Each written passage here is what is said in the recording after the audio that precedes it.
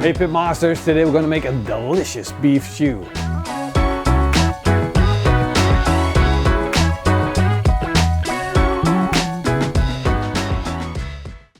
Today we're gonna make a delicious beef stew, and there are some rules to follow to kind of not screw up your beef stew. And they are very simple. Isn't beef stew for old people? No way, man. Beef stew is not for old people. And I know a lot of people think, beef stew, man, I'm not gonna make beef stew. Yes, you are. You're gonna make a beef stew. You're gonna make this beef stew because it's delicious and fantastic. Of course, the key ingredient to your beef stew is your meat selection.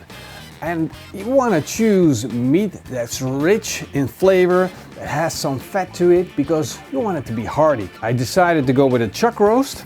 I got 2 big bone marrows, and we got some cheeks here. The cheeks are going to deliver a lot of flavor. The chuck is going to add flavor, but it's also going to give that rich, stringy meat that people love so much. And then, this is our secret. This is the butter for gods. We're going to use that to cream up our beef stew. We are going to be cooking on the Napoleon 605, the charcoal version. This thing is super versatile. We're just going to set it up so we can cook in our pan. I'll put some hot embers in for my little stove, put some briquettes on top and the pan on top to warm it up. We are going to be cooking in a Dutch oven. And Dutch ovens, of course, as a Dutchman, they are the best pans ever. They are cast iron, they retain a lot of heat, perfect for our beef stew. While our pan is warming up, we're going to start with cubing up our meat. And these cheeks are really tough. They've been working hard, they've been building up flavor. Now we'll cube up our chuck roast. Look at that, what a beauty. And you can see how easy my knife runs through that. So easy. Even this is a tough cut of meat, but nothing compared to our cheeks.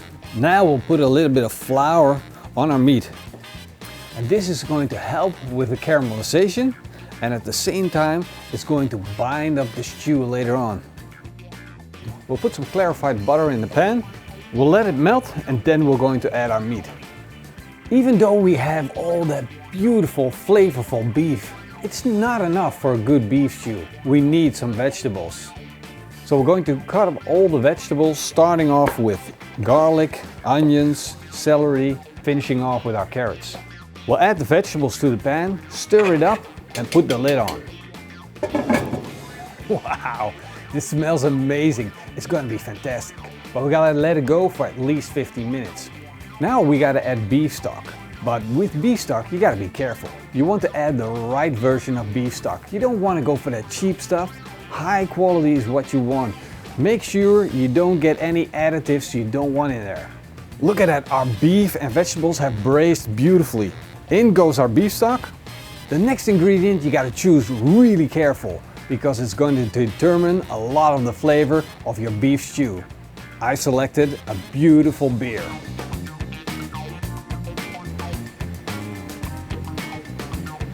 You gotta taste your ingredients. Make sure they are right for your dish. This is definitely a good beer. Heavy in flavor, big flavor profile, and a little bit of sweetness. Perfect. So we'll add the beer to our stew. And the rest is for Pitmaster? Cheers, you know it. Now we are going to create the butter for the gods, our bone marrow. I'll put it in another grill grate. Put the bone marrow on next to the pan. We want to add extra flavor to our bone marrow. So we're going to put in a chunk of beech tree,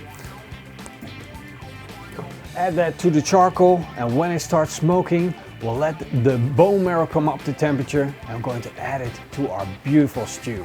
We wrap some potatoes in aluminum foil. We're going to put them on the grill and let them roast. Since it is a stew, we gotta wait for at least 4 hours. So this is a perfect dish to do the night before you are actually gonna eat it. When you cook dinner, you had your meal with your family, you start cooking again, make this meal, prepare it, and then serve it the next day, because, hey, when do you get 4 hours?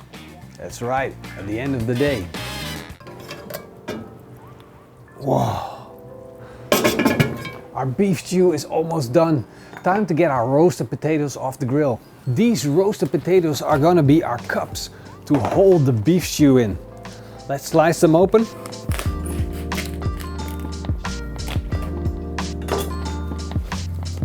Flip them open. The tin foil is so thick. What I had in mind was to just shape the tin foil, just to turn it into a boat, but my aluminum foil is just way too thick. So I'm gonna take them out, put them in a little cup and make boats out of them anyway. Let's get this off the grill. There we go. Let's take a look at this.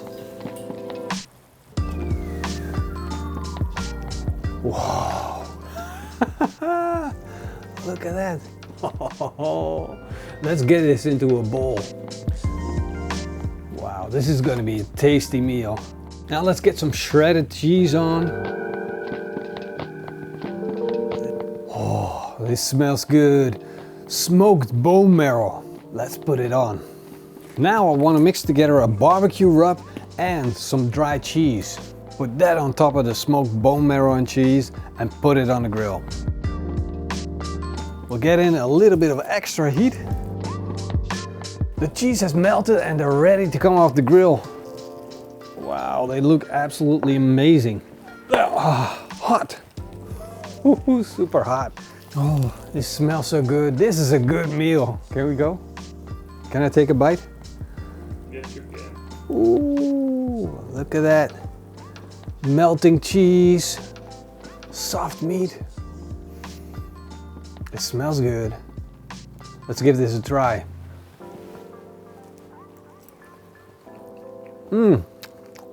Oh, wow.